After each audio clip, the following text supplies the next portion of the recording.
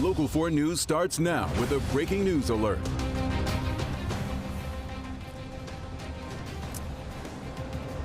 Good morning, everybody. Nick Monticelli coming to you live here in Lansing as the Today Show is on the linear side of television, which is what sometimes I hear in my earpiece. We are streaming here on Local 4 Live and Local 4 Plus. I want to show you the federal building, the U.S. Capitol right now, because that is where there is a federal government shutdown. That is causing a problem throughout the entire country as millions of federal workers trying to determine what their fate is going to be and what services are going to stop. On the other hand, crisis averted here in Lansing for the Michigan state budget, but only on a temporary basis. I want to show you some video here. Last night at about 1:30 in the morning is when the Senate chamber and then the House chamber voted to extend with a continued resolution, adding 7 days on to their budget deadline. So now they have another week to get things done. The challenge, though, is that it seems like they are much further apart than we originally thought. A majority of the members elected and serving having voted in favor, therefore, the Senate substitute is concurred in. With that vote, the budget deadline has officially been pushed back 1 week, giving lawmakers another 7 days to try to come to a deal. The state shutdown only lasted about 2 hours, and there's a lot of finger pointing on who's to blame. This is the challenge of Governor Whitmer over the last few years, is that they spent a $9 billion surplus 2 years ago, and now they're ready to shut down government if they don't pass a tax increase. And it's already tough enough to make it here in Michigan, and I'm working every day to try to make it easier for working families. Proof is in the pudding. The last 2 years we were in a Democratic trifecta. The budget was passed on time every time. Now the only thing that's different from those 2 years is we have a Republican-led House. And so we have one bad actor that's holding everything up. He's talked about shutting down the government ever since he's taken a gavel into his hand. Ironically, though, when you ask each party what their priorities are, they somewhat align. So what do we want to see for our public schools? How do we want to see them funded? Also, we have the Attorney General's office, the Department of State. We have the Department of Transportation is a big one. What does a roads funding plan look like? That's been a major conversation up here as to how to finally properly fund our roads, especially our local roads. We need to fix our local roads. We need to fix our kids' education because it's been tough for our kids to make it in Michigan when 3 out of 4 fourth graders can't read at grade level. We need to help work to make sure that when you're going to work or when you're going to see your kids at school and pick them up, is that you don't get another chip in your windshield, you don't get another broken tire, and we need to fix that. And so at the end of the day, there's many challenges that we have here in Michigan. Most affected by the state budget being so late are Michigan schools. They're wondering, are they still going to have school meals? How much are we going to fund them per pupil? Are they still going to have at-risk funding? Are they still going to have special education funding? These are all critical questions they need their state to answer, and by us failing to meet that deadline, they don't know and they are left in limbo. And now another 7 days to get a deal done. It is my hope that we get this done by the end of the week. That is my hope. By the end of the week, we have got a budget, but I hope we also take some lessons away from this and we don't run into this problem every single year, because it's just not fair to our residents here in Michigan. They deserve better. And as we come back out here live in Lansing, I think that is a very common theme and a common belief throughout all of Michigan, that people are tired of things like that, even though it hasn't happened that often. But you heard a lot of frustration, especially at the beginning of the school year, from state superintendents saying, you've got a job, just get that job done, asking about what accountability there would be for lawmakers not hitting those deadlines. So here's what's happening next. The House and the Senate are coming back into session today. They're going to start around 10 o'clock this morning, so 2 hours from now. But don't expect anything to happen today.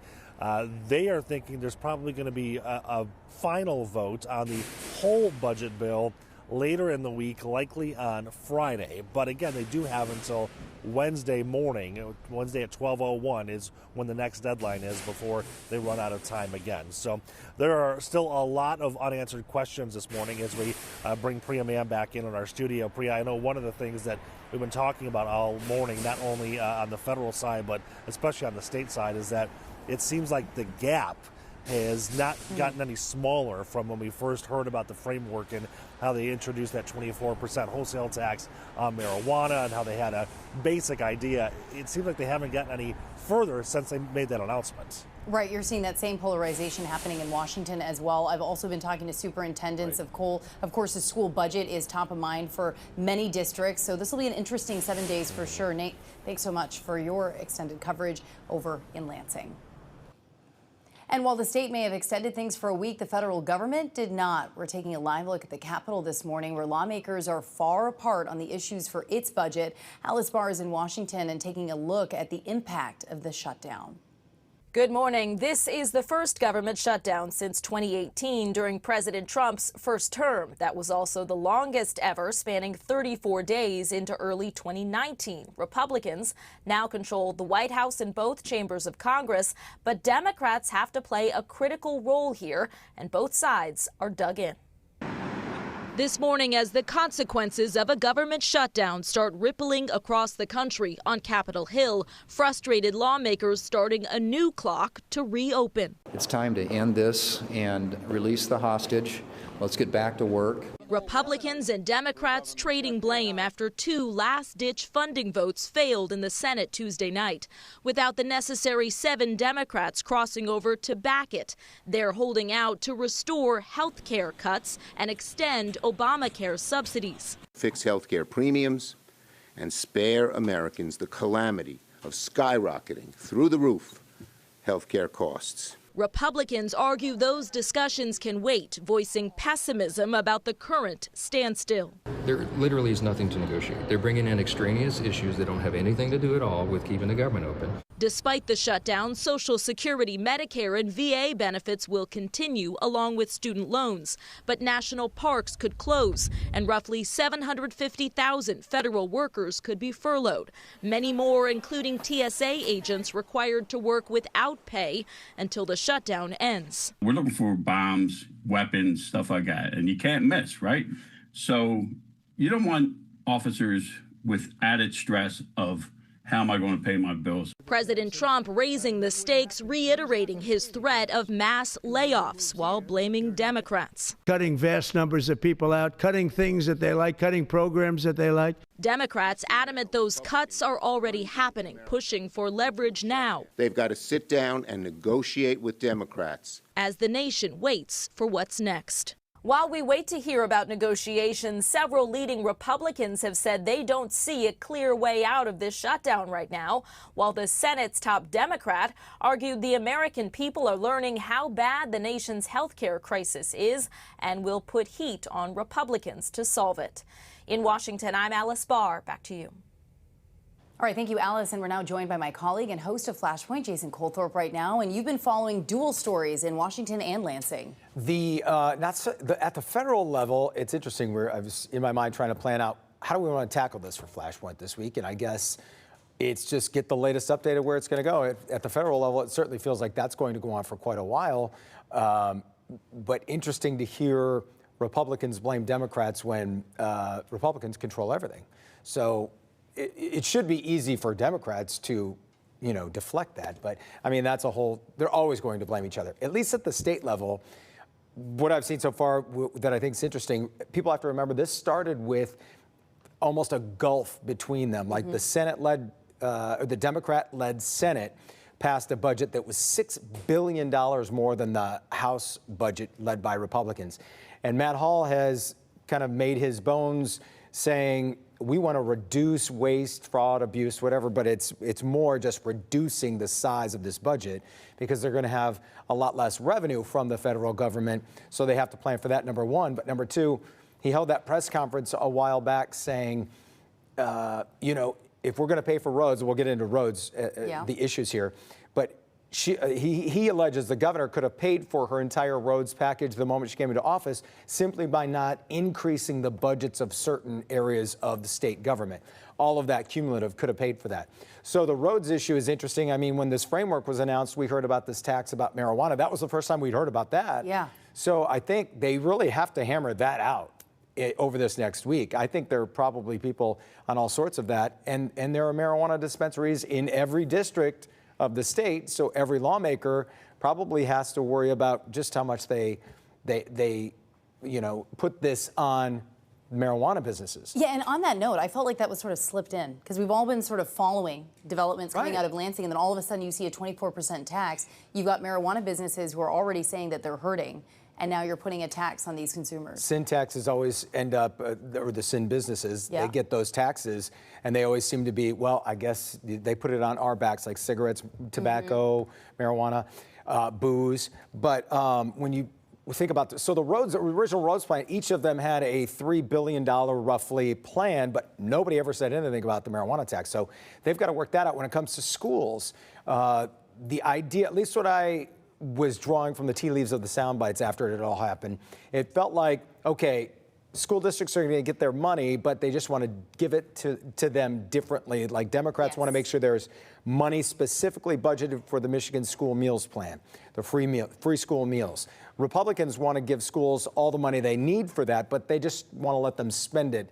how they want. But I think one of the issues there, because I was talking to superintendents as well, and when you have per pupil funding and then you have funding allocated based on need, then some are saying that that would support students who need the help more than others, as opposed to like a base level funding for every student in Michigan. Right, and the Republicans keep coming back to districts all know roughly what they're getting, and they might, but still, you want to have all the I's dotted and the T's crossed when it comes to that.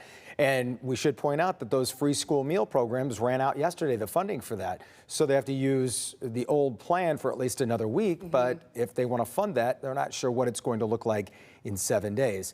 The other part of this, one of the other sticking points you've heard the phrase defund the police. Democrats have accused Republicans of that, and that's in reference to MSP. Michigan State Police funding, which was going to cut, I believe, $66 million and a few hundred jobs, or a few dozen jobs, I believe, but non-trooper on the road jobs, kind of office kind of positions. And at least what we heard after the framework was announced was that we weren't going to let them defund the police, which Republicans took issue with that phrase because it wasn't pulling police off the streets, they said. But it sounds like they came to a consensus there. I think what's going to play out here is whether Speaker of the House Matt Hall is going to get everything he wants in concessions. He wants to reduce the size of the government, and to pay for that roads plan, they're going to have to find a middle ground, which started $6 billion apart. Who knows how close they are right now? And when we talk about that divide, they might actually be closer in Lansing to bridging that divide than what we're seeing in Washington. I think it's way closer.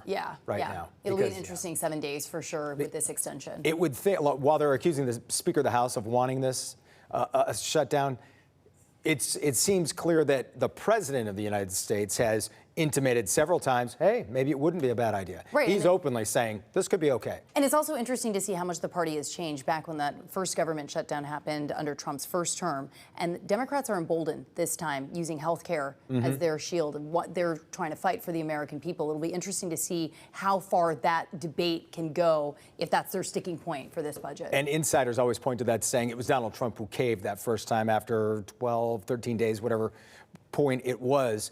If he has heard that kind of scuttlebutt, which I'm sure he has, he's not going to, quote unquote, lose this one. Right, yeah, so we're just gonna have to see. And then, of course, you think about the impact for federal workers and all of these programs, national parks, so much is on the line here. And just the last thought, if the federal government stays shut down for a while and Michigan can't come to a deal, we have no idea how that double whammy will affect Michigan if they're both shut down at the same time. Exactly. Well, we've got 7 days for this extension. Let's see if they can get a deal in that time. We'll see. Thanks, Jason. You're welcome. Well, from the state to the federal level, we'll stay on top of the budget dilemma on air and on clickondetroit.com. And we're back in a minute with a look at your headlines this morning, including the very latest on the investigation into the deadly church attack in Grand Blanc Township.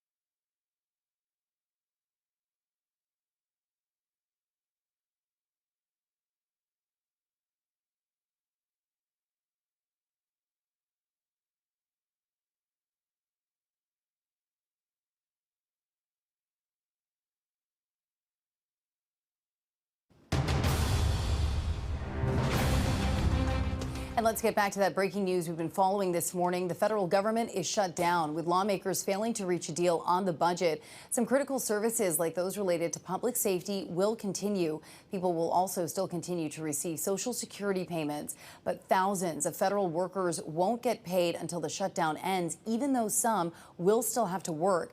The last shutdown, by the way, happened in 2018 and lasted for 35 days. We do want to take a live look at the state capitol this morning in Lansing, where lawmakers have averted a shutdown here in Michigan for now. Just before 2 this morning, they passed a bill to fund the state government for another week. That gives them time to get a deal in place. Governor Whitmer says she hopes a deal will be reached, passed, and signed sometime this week. Nick Monticelli is live in Lansing and gave us an update, and he'll give us an update in just a little bit. And we do want to get to other headlines this morning as the investigation continues into the mass shooting of an LDS church in Grand Blanc Township, a motive becoming clearer. Some are pointing to disparaging comments the gunman made about the LDS faith prior to the deadly attack. While there are no new updates in the investigation, we found multiple GoFundMe pages launched by family members. We know the victims' ages ranged from just 6 years old to 78. The extended family of the gunman says they are devastated by what happened, and families of the victims are now preparing for funerals and saying goodbye to their loved ones. We'll keep you updated on the investigation on clickondetroit.com. The trial of 2 men accused of posing as DTE workers in Rochester Hills has officially started. A jury has been seated and opening statements are now underway. Prosecutors say Carlos Hernandez and Joshua Zazu got into the Rochester Hills home of Hussein Murray last October. That's when it's alleged the men told the Hamtramck jeweler they were checking for a gas leak before murdering him in the basement.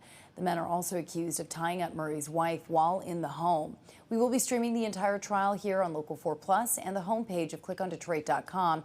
It starts in less than an hour and we'll take you there as soon as it does. Well, it's now October, which means fall sweaters and being cozy, but Mother Nature doesn't have that plan right now. Ashley is tracking some warmer temps, plus where you can get a unique view of fall colors up north. Nice to think about some fall stuff to do. We'll have all of that coming up.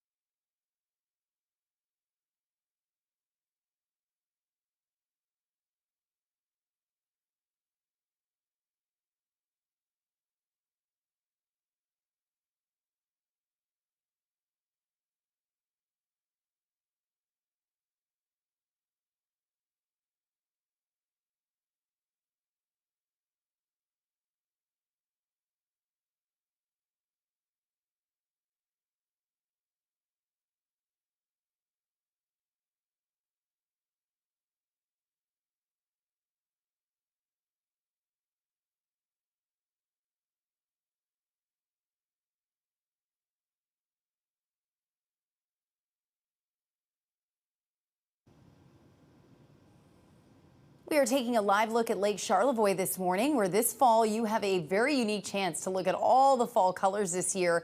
The Little Traverse Bay Ferry Company moved its Harbor Princess Ferry from Petoskey to Charlevoix for fall color tours, and it's offering cruises on Road Lake and Lake Charlevoix. That will be so pretty. And it's nice we're talking about some fall activities, even though it very much feels like summer out there. Yeah, but today we do take a little dip. Oh. So yeah, even though it was a little warmer start. For October 1st. Right, and just for October 1st, because then we warm things back up. So we were a little warmer this morning compared to where we've started the last couple, but that's a little misleading because we are only going to be around 70 degrees this afternoon, which is about a 10-degree dip from where we've been. So as you take a look at the map, you can see pretty much mid to upper 50s is where we're starting between 8 and 8:30 this morning, and then your out the door forecast, we rise into the 60s and then kind of just halt at 70 degrees in the peak heat of the day. We will have an ample amount of sunshine to start. Few clouds mix in this afternoon, but more cloud cover as we head into your Thursday.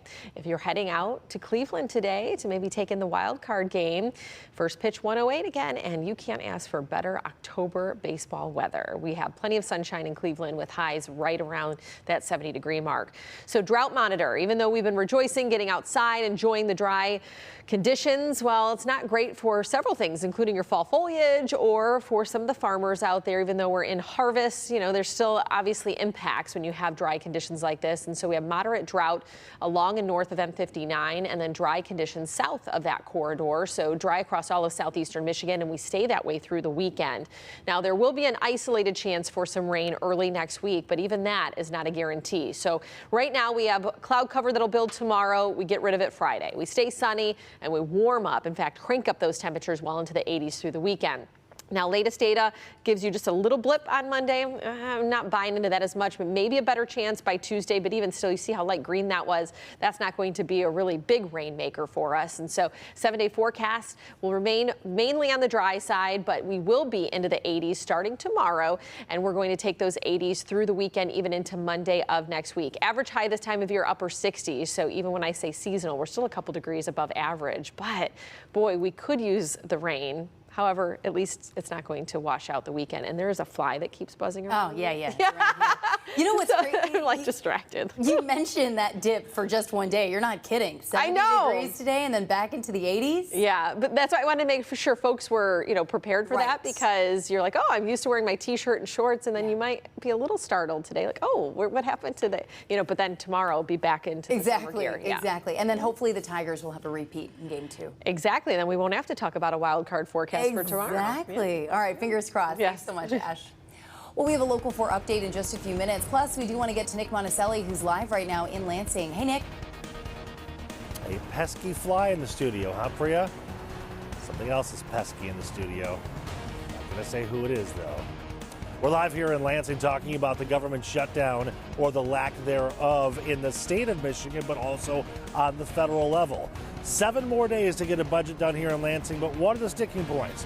We'll talk about that and what's happening in that downtown studio when we come back here on Local 4 Live.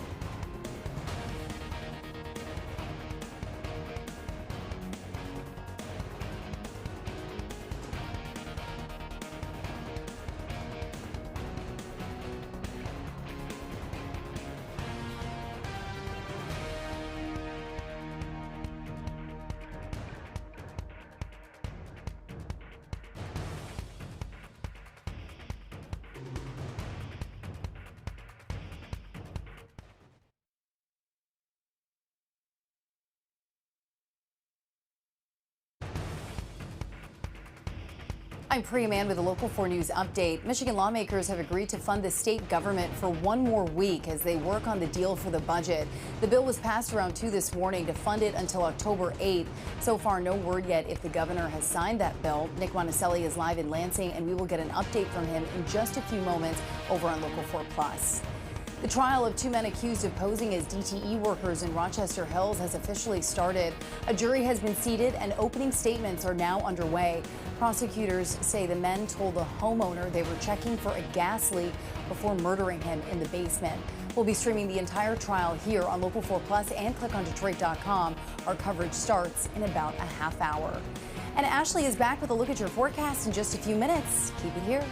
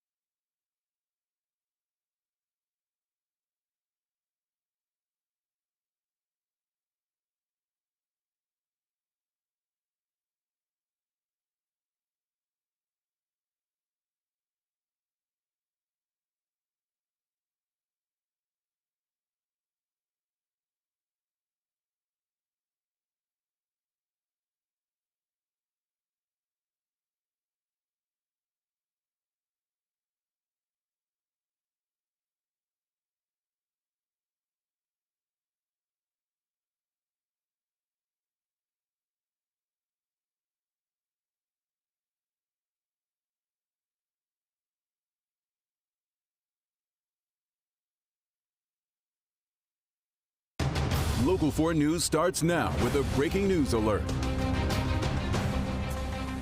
Good morning, everybody. That breaking news coming from the federal side of a government shutdown as you're looking over the U.S. Capitol right now.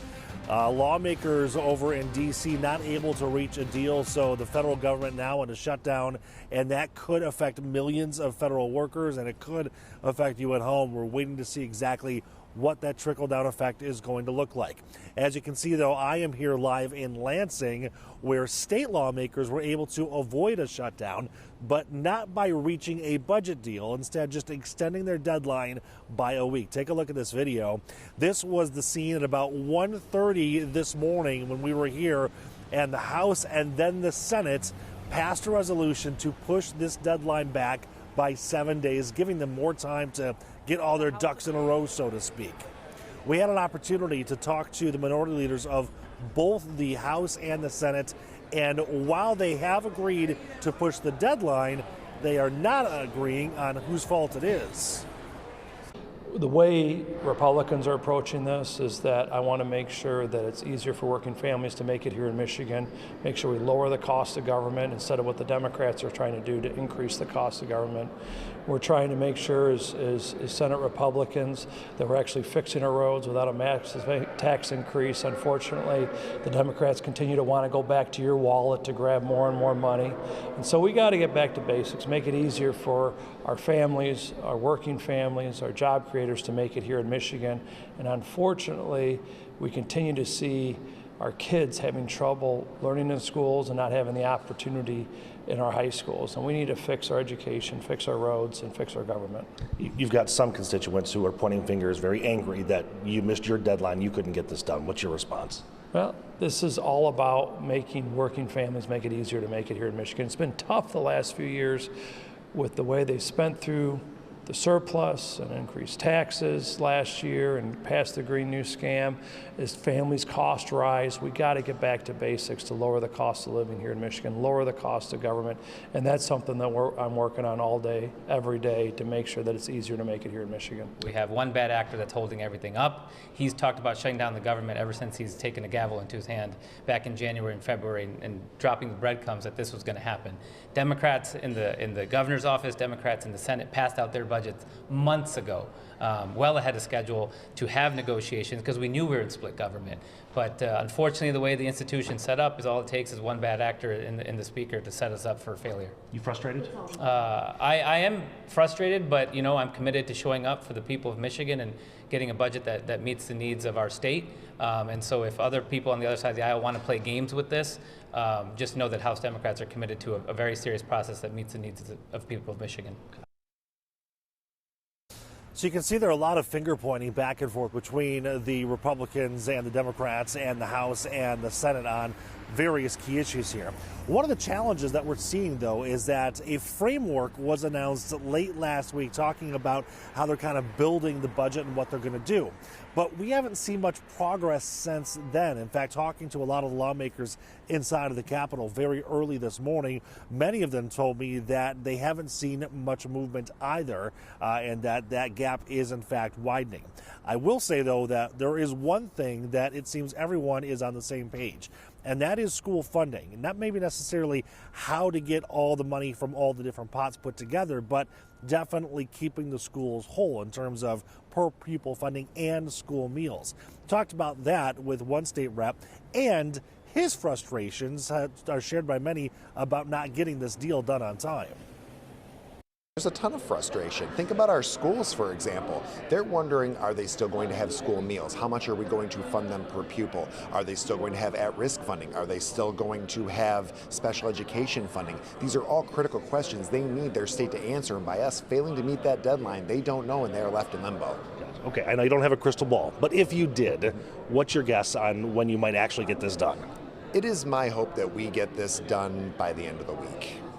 That is my hope. By the end of the week, we have got a budget, but I hope we also take some lessons away from this and we don't run into this problem every single year, because it's just not fair to our residents here in Michigan. They deserve better. And I think that's one thing that everybody can agree on, is deserving better and trying to make it so this doesn't happen again. We've seen it a couple of times, and this one, probably the shortest one, lasting about 2 hours and not really affecting anything, because the governor said that they would make sure that all essential employees were in place, that nothing would affect the people of the state of Michigan. A couple of things to point out in terms of what's next here in the timeline. So again, you've got this 7-week extension, so technically all the lawmakers have until 12:01 Wednesday of next week to get a budget done. But as you heard some of them say, it seems like their goal is to get it done by the end of this week. We will see if that happens. Both the House and the Senate will be back in session later on this morning. I don't expect any votes of substance, though, on the budget deal. Again, that's likely happening later on in this week. I do want to point out to you that we have an extensive collection of articles on our website at clickondetroit.com, so you can kind of read up on what's been happening and what each side is saying in terms of what they're going for, what the sticking points are in terms of road funding and school funding and the like. There's a lot there. I encourage you to spend some time and read through it because it's very, very interesting to see what is happening both behind the scenes and out here in public on the streets of Lansing. We're going to go back to Priya in the studio to get your other headlines of the day in just a moment here. We're going to be right back on Local 4 Live.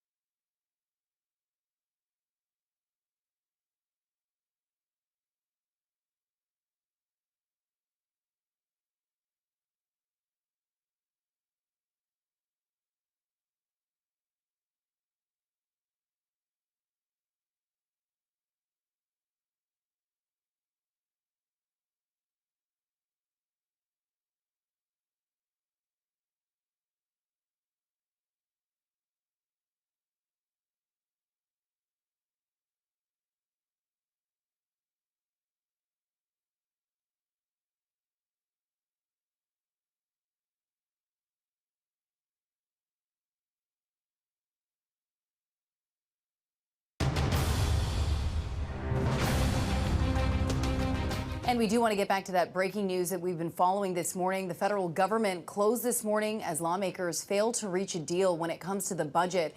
Some critical services like those related to public safety will continue. People will also still be able to get Social Security payments, but thousands of federal workers won't get paid until the shutdown ends, even though some will still have to work.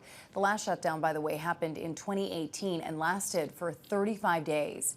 And we do want to take a live look at the state capitol in Lansing this morning. While we don't have a shutdown here in Michigan, lawmakers passed a bill to fund the state government until October 8th to get a deal in place. Governor Whitmer says she hopes a deal will be reached, passed, and signed sometime this week. Nick Monticelli is live in Lansing and gives us an update in just a little bit. And we are getting a live look at Detroit this morning, and we're looking at an upswing, but in the wrong direction. New data showing many people are canceling home purchase agreements, and that means families are agreeing to buy a house and then put in an offer, but they are not going through with the deal. Redfin released an analysis showing Texas and Florida are high on the list, but Michigan is also there, specifically in Detroit. Shantae Passmore is taking a look at this trend for us this morning. The North End is a hot zip code for buyers. Realtors tell me people are looking. As for going through with the deal, that's a different story. So you're telling me this home was built in the 1940s? That's correct. This 3-bedroom, 2.5-bath home is turnkey. Realtor Andrew Fox Jr. walks me through the property he owns. It's sat on the market for about 25 days. There's interest, just no buyer yet, or at least one who's gone through with the deal. Were you shocked or taken aback when you saw some of the home purchase agreements fall through? Well, no, what I do understand in this time frame, things are different. Redfin analysis shows 15% of home purchases fell through in July at the national level, the highest July rate on record. The cancellation rate for home purchase agreements in San Antonio, Texas, almost 23%, ranking it high on the list. Detroit, almost 18%. We're seeing a little bit of an uptick in that. Jeanette Schneider, president of RE/MAX Southeastern Michigan, tells me there are a couple of reasons. Some of it could be they have more choice, and so they found a house they like, but then in the next couple of weeks they find a house they love, and they back away from the first deal to take the second. Other reasons, Schneider says buyers are feeling skittish about the market. Home inspections revealing massive repairs can also turn off buyers if sellers are unwilling to negotiate. As for Fox, he's hesitant to call it a buyer's market, more like a balanced market following the frenzy during COVID. However, new players could be entering the game after the Fed slashed interest rates. And we're already seeing an uptick? Already seen an uptick upwards of 25% in some markets in mortgage applications. And a lot of folks may remember that the Federal Reserve cut interest rates by a quarter point, which is already generating a lot of interest. As for how long homes are sitting on the market in our area, Fox tells me anywhere between 25 to 30 days. We're in Detroit. I'm Shantae Passmore, Local 4. All right, thank you, Shantae. And Jeanette Schneider joins us right now. She is the president of RE/MAX Southeastern Michigan. Thanks so much for joining us. My pleasure. So, we've talked a lot about like mortgage rates, and that might be a barrier for some people. They're a lot higher than they were 15, 20 years ago. But there seem to be other factors at play now as well.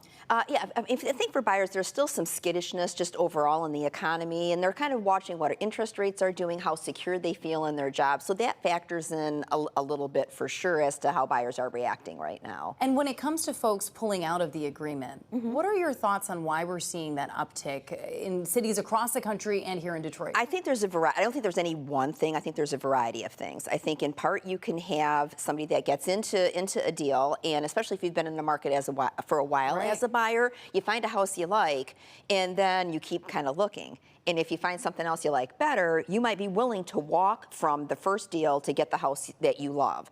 That's not happening in all cases, but that is one thing. Another thing that can happen is now you've got the inspection. The inspection reveals some issues. If sellers are unwilling to kind of compromise with a buyer to figure that out, buyers are more likely now to draw a line in the sand at some point on that. That wasn't something you were seeing 5 years ago when the pandemic first hit. Absolutely not. We weren't. It was like buyers weren't even doing inspections, so they would just take the house as it was. So if you have some things that come up now, and buyers are, a lot of buyers are very price sensitive. They've saved a lot of money to, buy the house. They may not have the financial wherewithal to put a new roof on or do some of these bigger repairs. So that can be a friction point. Another thing that can be a friction point is the appraisal. While we don't see this a lot, should there be an agreement between buyer and seller for the price, but the appraisal comes in slightly under that, again, 5 years ago, the buyer was more likely to make up the difference. Or there could be a conversation, could seller and buyer, come somewhere in the middle. A buyer nowadays is less likely to go down that road as well. So I think there's a few different reasons why we're seeing this. Would you say it's a buyer's market now, or is it too early to? I think it's too early to be a full-on buyer's market. I think more balanced for sure. It's definitely not the seller's market that, the hot seller's market that we've had in the past. It's leaning more towards a balanced market. When it comes to inventory, because again, 5 years ago, you couldn't even find a place. What's it like now? It is better. I mean, it still is tight. There's still nationally and locally, there's not enough homes for the demand that's out there. So because we don't have new builds. Well, yes, we don't. That's a big challenge. I mean, it was underbuilt for many years, and this is not going to be something solved overnight. And you've got a lot of pent up demand. There's a lot of people that, as interest rates went up and things like that, they've kind of been on the fence. But all of that being said, if I'm a buyer, it's a little easier. There's a little less competition maybe now than there was 3-4 years ago. Again, I say this all kind of relatively speaking. But as we're heading into fall, October 12th to the 18th is the best month or the best week of the year for buyers. 12th to 18th? Yeah, 12th to 18th. So that's maybe coming getting in up. the holiday spirit. You're like, we want a new place for ourselves. And some buyers take themselves out of the market, and especially if you have children, you kind of do this around the school year. So maybe you take yourself out of the market if you didn't find anything. You leave the serious buyer, so there's a little less competition.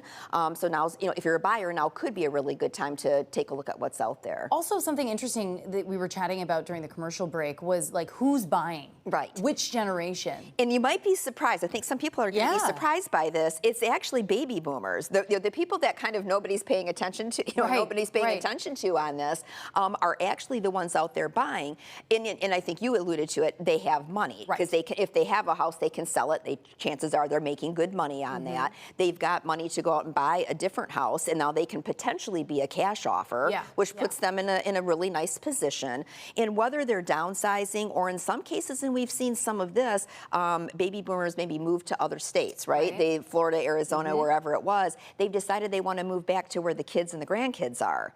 And so you've got them kind of coming back into the market buying. So there's a lot of different reasons for it, but they're quite a force right now. What would your advice be if people are watching this report, they're seeing the way the numbers are trending? What would your advice be? I think if you're a seller, you really want to make sure that you're talking to your agent about where the market is in your area right now. I mean, prices are still up year over year, but they're not going up at as quick of a pace as we've seen in the past. And you really want to price it right. You don't want to overshoot the market right now. So that's going to be really critical from a seller perspective. From a buyer perspective, I say, you know, if you haven't already, get that pre-approval. Understand what you can afford. Go out armed with that. But talk to an agent because, you know, realistically, this time of the year, it can be a good time to buy. A little less competition. The pace isn't usually quite as frenzied. It can, and typically, even the further into the year you get, like you said, the holidays, prices start to soften a little. You know, people don't want to have their home on the market during the holidays or into the winter months, so they kind of bring some prices down. So the next couple of months can be really good opportunities for buyers. Last question, were you surprised at all by seeing these trends, or is this part of the cyclical flow that we tend to see? Part of the cyclical flow for the most part. I think that, you know, the backing out of deals is a trend to keep an eye on a little bit, and kind of what's driving some of that. The, you know, the more data you can get on that, the more you understand it. But a lot of the other stuff, it kind of comes and goes in waves. Well, it'll be interesting to see what happens, especially through the course of the rest of the year. Yes. If that week that you're talking about might lead to an uptick. Does it pan out? And if interest rates kind of hold where they are and kind of encourages buyers to get out there. So we'll check in with you at Halloween. Sounds good. Thanks so much, Yvette. All right, well, we've got a lot more coming up on Local 4 Plus. We'll be right back in just a minute.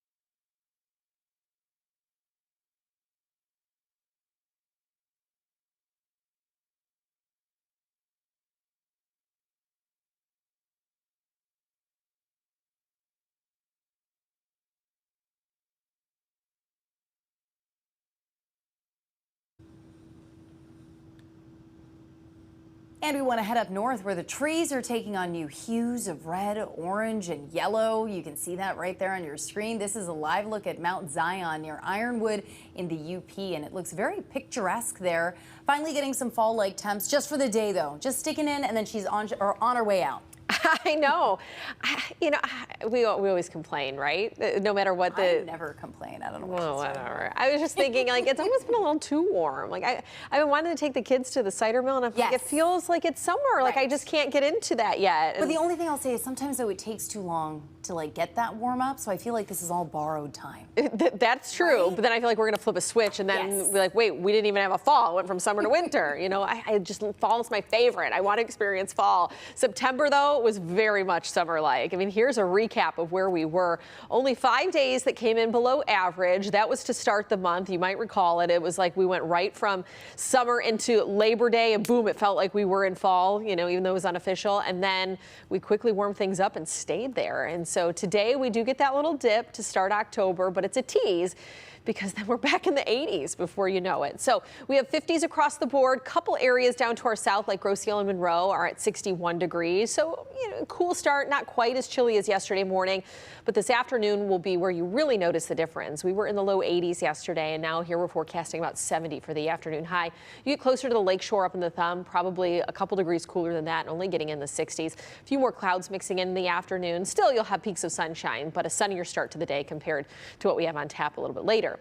However, we remain dry. It has been a really dry stretch of weather. And so here we go again with our drought monitor, but not looking great, because along and north of M59, we have moderate drought. South of the area, dry conditions. And so for that pop of fall color that we're itching for, it's not looking like we're going to have great color this year. A lot of those leaves getting crisp and falling. So the last time that we saw rain was September 24th over at Metro Airport, and that was just shy of an inch. So that was a decent rainfall. But then we've had only a couple more rains throughout the month, and we have about an 1.5 inch deficit for the year. So we're trying to chisel away at that. We just don't have many opportunities to do so. You see that we're going to stay dry through the weekend, and even next week when the rain chances creep in, they remain pretty isolated. So there's a cloud cover tomorrow, high clouds. That's going to push out rather quickly. We'll have sunshine building in for Friday, keeping that sunshine through the weekend. Now, I will point out that we get a little green Monday, but I think that's just probably some moisture in the cloud cover rolling through. And then there's our better chance Tuesday, but even that, still light green and not quite as heavy of a rainfall as what we would like. And so long-range models always kind of overdo it as far as the coverage area. It just shows you the moisture. So once we get closer, we'll have a better idea with high-resolution data whether that's going to be a very isolated rain or a little bit more scattered. But tracking the tropics, we do have 2 tropical systems, 2 hurricanes in the Atlantic right now, and that's bringing some high surf to the Atlantic seaboard there. So if you do have plans to travel in the next couple days and take in the Atlantic coastline, just note that there could be just a little bit of trouble. Not direct landfall, but of course that is impacting the tide. 7-day forecast here, low 70s through the weekend, and we take that into early next week. Where is fall, Priya? Well, we were waiting for that rain, because I remember your fall foliage forecast, and I learned a lot from that, because I didn't realize how much rain actually affects kind of those vibrant colors. Right. I don't know, girl. We might have to just rely on your dress to give us that feeling of fall. We can bring the fall colors. Yes, we can. Yes, we can. All right. Thanks so much, Ashley. And we are back in just a minute. Nick will be here talking about the latest in Lansing. We'll have that coming up.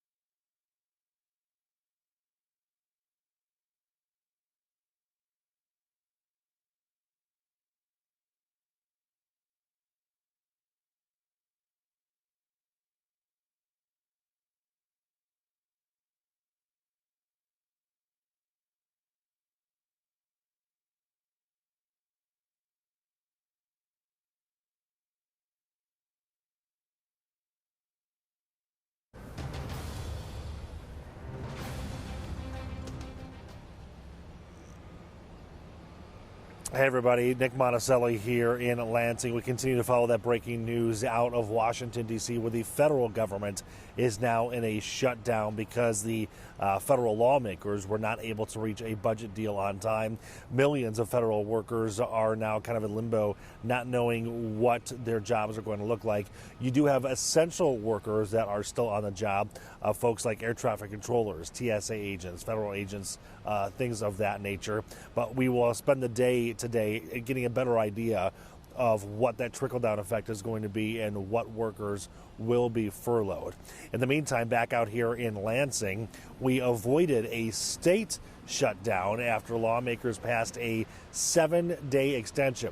Technically, the state government was shut down for about 2 hours, but it was in the overnight hours from about midnight until 2 a.m., so I highly doubt it affected any of you. In fact, the governor said that if there was any kind of shutdown, all services would stay the same, so it wouldn't affect anybody, even if it was a prolonged shutdown. So now you have state lawmakers that are going to be working around the clock, so to speak, although they did take a break from about 2 o'clock until now to start having more conversations about the state budget. They have until Wednesday of next week, but many of them saying that they're hoping to get a deal in place by Friday and a vote on Friday. We have sessions resuming this morning, the House and Senate coming back in, but it seems like there is a wider gap on where we thought they'd be in terms of getting closer to a deal here. It seems like a lot of the sticking points are more political than policy, but we'll have to wait and see what happens here in the next 24 or 48 hours. We are going to take a short break, press the reset button, and start our show again here at 9 a.m. as we continue to look through what's happening here in Lansing at the federal level and your headlines, because there's so much happening at home, plus what's happening still in Grand Blanc as the FBI continues to investigate that horrific attack on the church there that happened on Sunday morning. Local 4 Live, we'll be right back.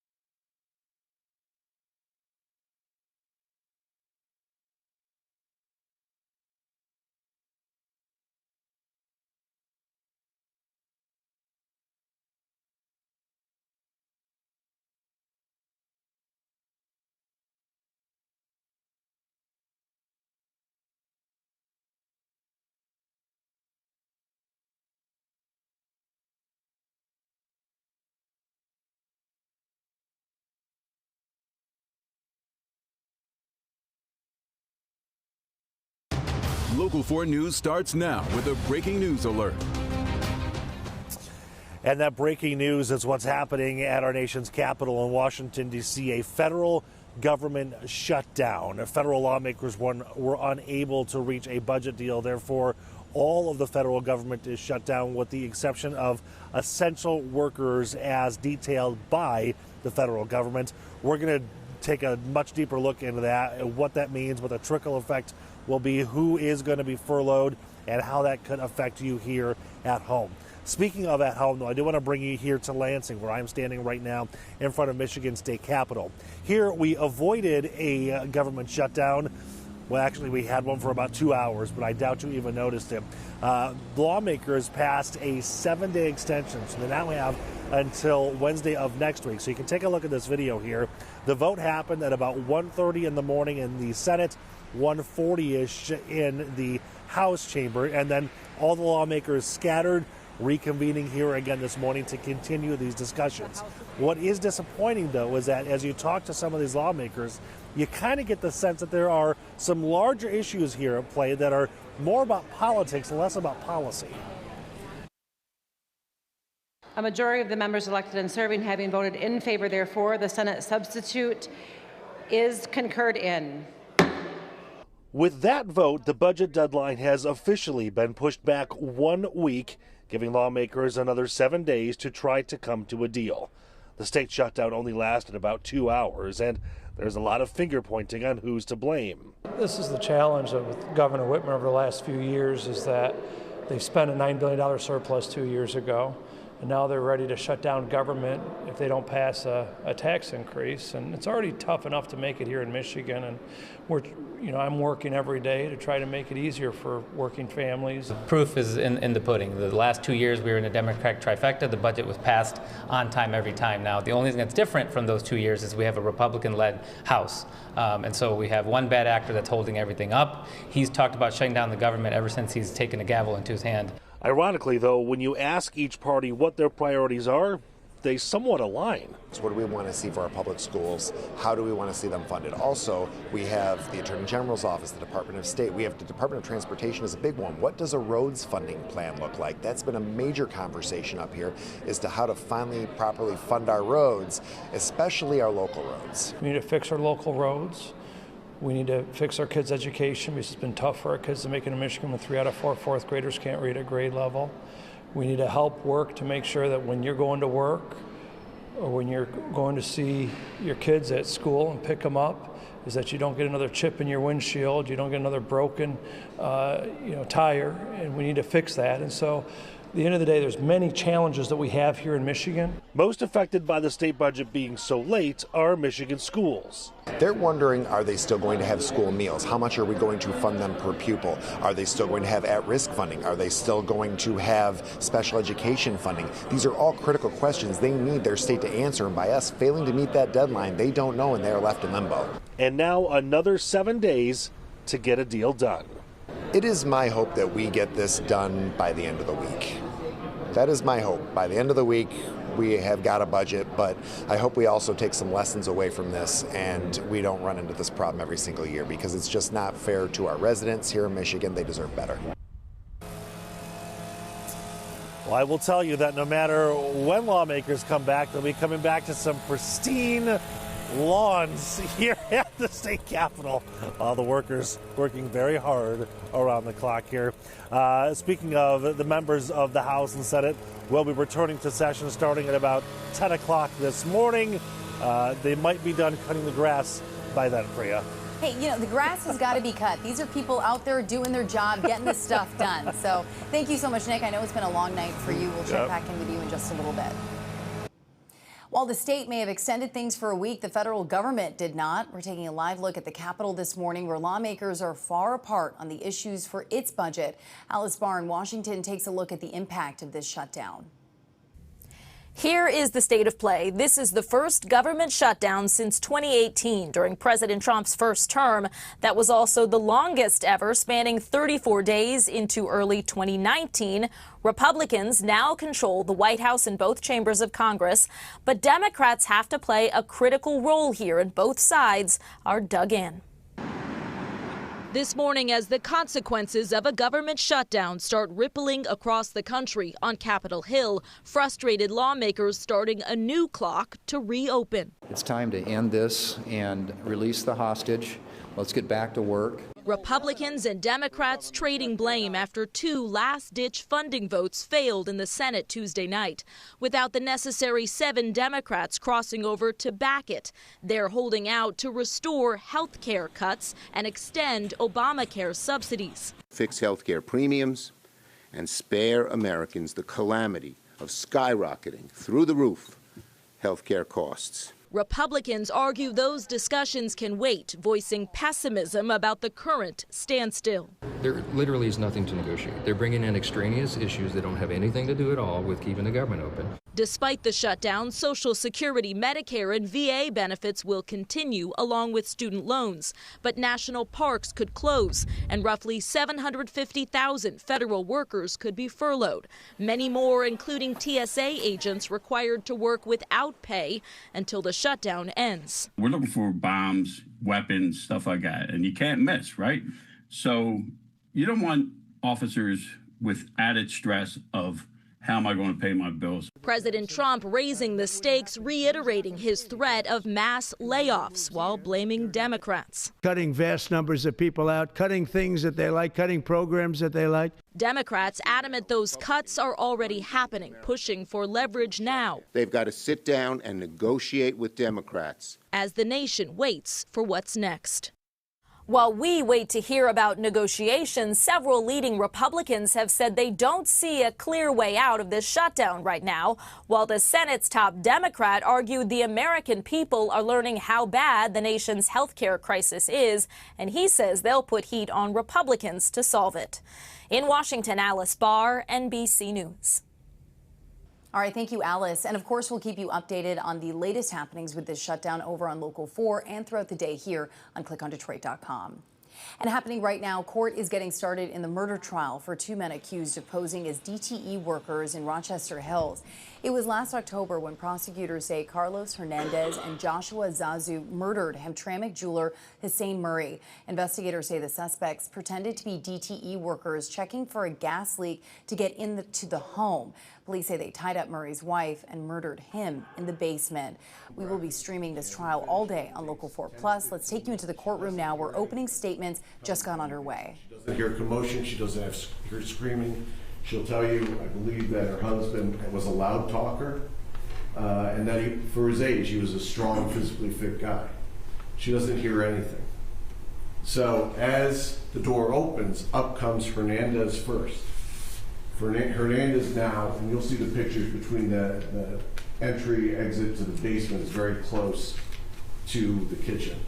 Hernandez is there, and he starts saying, "Where's the cash? Where's the safe? Where's the jewelry?" It's like, "We don't have a safe. I got cash in my purse." It's like, "Where's my husband?" It's like, "Where's the cash? Where's your jewelry?" "Jewelry's in a safety deposit box. Where's my husband?" And then you'll hear, up comes defendant Zualzo. And now she sees him at close range, and she sees blood on his shirt. And at that point in time, she starts screaming. She starts screaming, "What happened to my husband? Where's my husband?" And Zualzo says to her, "He's sleeping." Then you're going to hear Hernandez, who is a huge human being, I think he's like 6'5", 450 pounds, hauls off and punches Linda on the left side of the face. She's then pushed by Hernandez. "Are you going to shut up?" She said, "I'll stop screaming." At which point in time, he starts in the kitchen to bind her up with duct tape. At that point, "Where's your cash?" "In my purse." Starts going through a kitchen drawer. "Where's your car keys?" "They're attached to the purse." And while that's going on, you'll hear defendant Zualzo doesn't leave the house. He doesn't go in the car. He doesn't drive away. He doesn't run down the street. Instead, what he does is he goes upstairs and ransacks the bedrooms up there looking for valuables. Goes into the master bedroom, which is completely ransacked. You'll see photos of it. Goes through the other bedrooms, and you'll see that there's a jewelry box that had her jewelry, which was valueless, costume jewelry.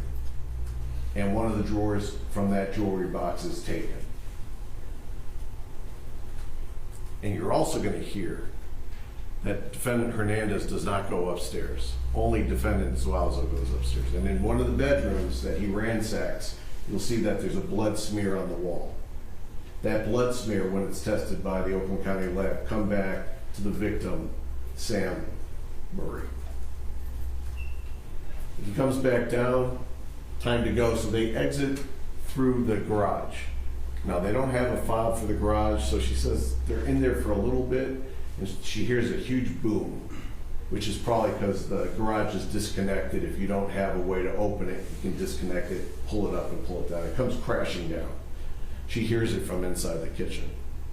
She gets the ability to call the police because they take her cell phone on the house line, and the sheriff's office arrives. You'll see that body cam as soon as we start going with testimony this morning. And it's one of the things that we talked about in jury selection. There's a lot of officers who arrive. That's before they go into the basement. There's a lot more officers who arrive after they go into the basement. Because when you go into the basement, what you see is Sam is on the ground. It's a horrible scene, brutal scene, very bloody scene. The Emmy will tell you about the damage he sustained down in that basement. But you're going to see that his hands are duct taped, his feet are duct taped. They're also zip tied, other zip ties there. You'll see that the gun that would have been on his right side was gone, never found. And you'll hear what a brutal end to his life happened on that October 11th. You're going to hear how the investigation, because the Sheriff's Department with the Ring camera smartly and quickly released it to the media. And the media put it out on TV immediately, which was a great thing because they start getting tips. And as you'll see, it's not hard to see,